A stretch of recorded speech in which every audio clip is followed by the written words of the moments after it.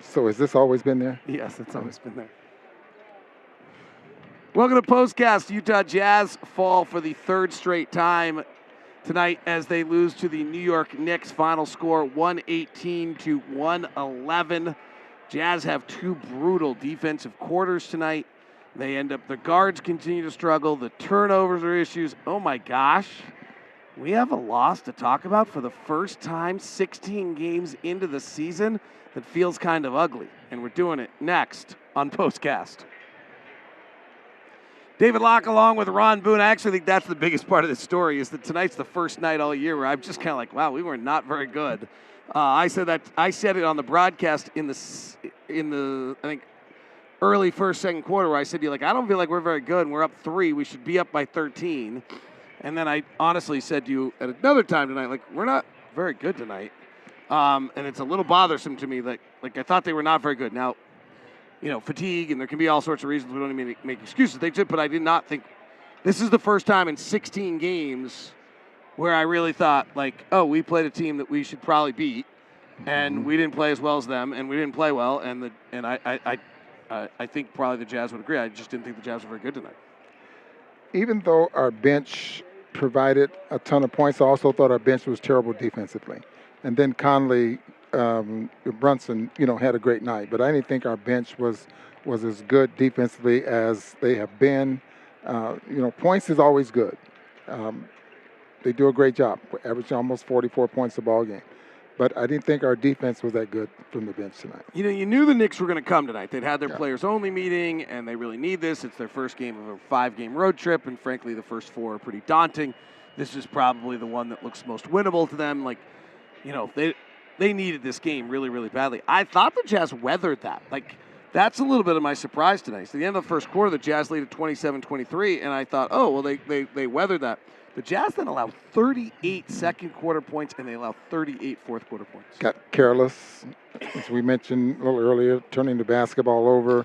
The 22 points off of those 20 turnovers that's huge. I mean, and think about that with those 40 points in the paint, 60 points in the paint for the Knicks, and a lot of those was because of the turnovers. All right, let's address some of the things. So I'll first say it's 3-game losing streak, but I kind of look at the Washington game. Like, Washington hit a ton of shots. That happens. Embiid goes crazy. Okay, fine. This is the first time we're like, oh, like, this is a game, like, at home against the Knicks, who are not particularly good.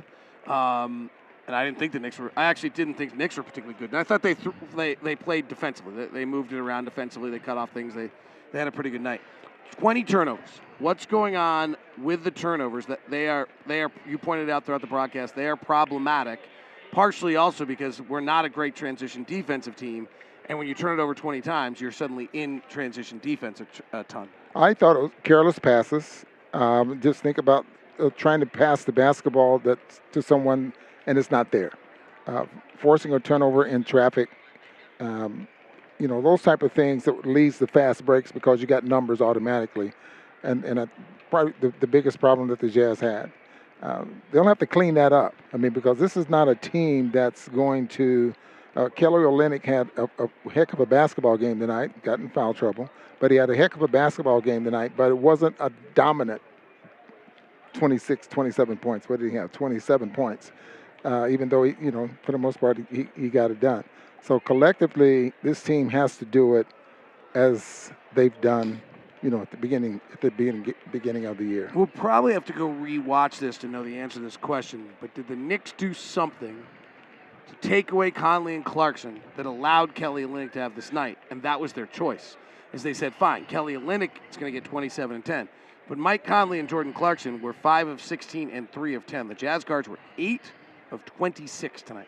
So just think about this and just, visualize Clarkson trying to break the paint, and then it's crowded.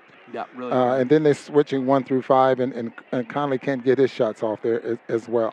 So, and then when the turnovers were coming, they were trying to pass out of those things or pass in traffic, and then there you go, to the other end of the floor. But you got to give the Knicks some credit with the way they played the Jazz defensively, even though the Jazz got 40 points in the paint. Transition points were even, 21-22 between the team. It was the turnovers that really did the job to the Jazz. telling moment to me that they were switching 1 through 5, and Mike wasn't able to take Julius Randle or R.J. Barrett, whoever got on him. That Mike, that's probably not at 35 years old, something that's in Mike's repertoire, which therefore really allows teams to do a lot of switching if Mike's not able to take someone off the dribble. I think we'll see a lot more of that. Absolutely. 2 reasons. One, he comes off a pick. He's not one that's going to get that shot off quickly. I mean, he just slow sets up, but once he gets his feet set and he's set, I mean, he's deadly. I mean, he can knock those shots down. That's the big reason that he can't, get those shots off. And then when you're defending him with a bigger guy, it makes it hard to get those shots off. If he's going to get those shots off, and from now on, he's going to have to do it in transition for the most part if the ball movement is not there. Might be interesting to go back and look at how Atlanta, Washington, and Philadelphia defended Mike. I don't recall. Sometimes, somebody gets the scouting report, but Mike all of a sudden for the last 4 games is now 7 of his last, sorry, I'm going to have to do some math here, 15 plus 6 is 21. 7 of his last 31 from the field, 2 of his last 17 from 3. That's and he could be tired. He's played a lot. He's been brilliant. I mean, he had 12 assists, 13 assists, 10 assists. He's been, I've said this numerous times, he's been the thread that's held the fabric of this team together. He's been really outstanding, and it's been a burden. It reminds me a little bit of when he got the Jazz through COVID last year, and after that incredible wear and tear, he really slowed down. And he's played a lot of back-to-backs and some things of that nature. The same, though, is a little bit true for Jordan. I mean, his last 4 games are 7 of 18, 8 of 18, 4 of 15, and tonight 5 of 16. So Jordan's now dealing with being the number 1 option and having teams really guard him. So both our guards are really struggling. Okay, we're really talking, and you're absolutely right about everything the Jazz are not doing defensively and the problems that they have. They get 111 points, David. They get up 43 threes and make 14. They shoot 43% there from the field, which is back in the day, if you hold a team to 41, 42% and you didn't win the ball game, you were just flat out terrible that night. Yep. But the big problem here is the turnovers and the fact that they just couldn't defend the Knicks. Yeah, Jalen Brunson have his way. Jazz offensive rating tonight fell in the 46th percentile of all teams, so they were just about average. They weren't horrendous. Their defense was in the 63rd. They did not. Neither team did a good job on the offensive glass or defensive glass. We knew that coming in. Both these teams were not very good defensive rebounding teams, and both these teams took advantage of that. And then the Jazz had a few transition defensive issues as well. But you're right, Ron. I mean, they're not far off, right? Like the offense doesn't make some shots, and there's some aspects to it. And Lauri Markkanen has obviously been pinpointed by teams. He had 13 points tonight, was not as impactful as he has been on many other games. I actually spent a lot of the pregame talking to Tom Thibodeau, and he was telling me about how much he loved Markkanen when they made the Jimmy Butler trade in Minnesota. It was a hard one for him to make. He loves Jimmy Butler. He's like probably one of his most favorite players, but he watched Markkanen in the draft and just loved him and knew that was their pick if they didn't make that trade, and how much he wanted to have him.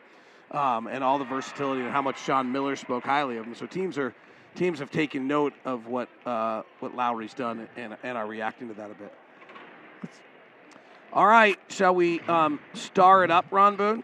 Well, let's talk about Sims and what Sims was able to do. What did he do tonight? He dominated somehow. He was totally dominant. I mean, you look at the guy that only gets about 11 minutes a ball game, and I thought when the Jazz were, for the most part, had it going, he was the one that came in and kept things. He had 8 offensive rebounds. He had 8 of their 13 offensive rebounds, but he was the one that kept the Jazz from separating themselves in the ball game, strictly because of his jumping ability. And then, like I mentioned earlier during the ball game, guys like that, you must know where he's at and put a body on him so he can't jump over you. One question coming in, they'd like to know whether or not you might move Mike or Clarkson to the 6-man role and let Beasley start at the 2. Okay. Let's think about that a minute. To get off, if he continue to get off to the slow starts and Conley is ineffective, I mean, that's something that Will's going to have to experiment with, and he's doing a lot of that right now. Some of the lineups that he had out there on the floor tonight was different and didn't get a lot out of Sexton tonight. As a matter of fact, I thought he was terrible. 17 minutes, 1 for 5. He ended up with 4 assists, 3 points. It was a minus 17. That might be something could experiment with, because of his size. But the one thing that the who's Jazz going to have run done the Who's going to run the right, team? Conley's got to be the point guard on the floor. The thing I think that we also ran into a little bit tonight on the bench play that you're talking about, Will Hardy's been very creative with having Colin Sexton match minutes with Mike Conley, so he's not playing point guard. And he's been very, very successful at that. But at some point, Mike's got to go off the floor. Like, Mike can't play, and I think we're seeing Mike wear down. So that if Sexton's trying to play with Mike Conley the whole time, and Mike's playing 30 minutes, it's hard. And so if you suddenly, like, maybe Jordan's got to go help out Colin Sexton on the second team. They are very similar players. It seems like you'll end up with not very much ball movement if the two of them are on the floor together, but Jordan has defied that so far. So maybe there's some thought there. I mean, Beasley really is playing. Again, he's experimenting. He's going to have to play with things, and they watch a lot of film. And, when you get playing teams where they have tremendous amount of size and length, yeah, it's going to be a problem for Conley. All right, I think this is going to be quick and simple. One of the plus minuses here might make you quiver, but Kelly Olynyk is one of the stars tonight. There's no question on that. I think the other one is clear, but let's see what you go with. Beasley. Oh, I was not going there. Beasley off the bench. I was going with Fontecchio. Yeah. He's a minus 19. That's why I said one of the plus minuses might bother you. So you're going Beasley's a plus 5. So you're letting it. All right, Ron's going Beasley and Olynyk. I went Olynyk and Fontecchio, and am now questioning my choice. Nobody has voted yet. No one's voted. Hard to vote when you lose. Why is Abaji not in the rotation? He's getting G League time right now, and check out how he's doing in the G League, and hopefully he'll develop some skills there, and maybe at some point be able to get going a little bit. All right, so you know what? Jazz Huddle says, I agree with, I thought it said you, but now it says Ron. Have a great one, everyone. Take care, guys.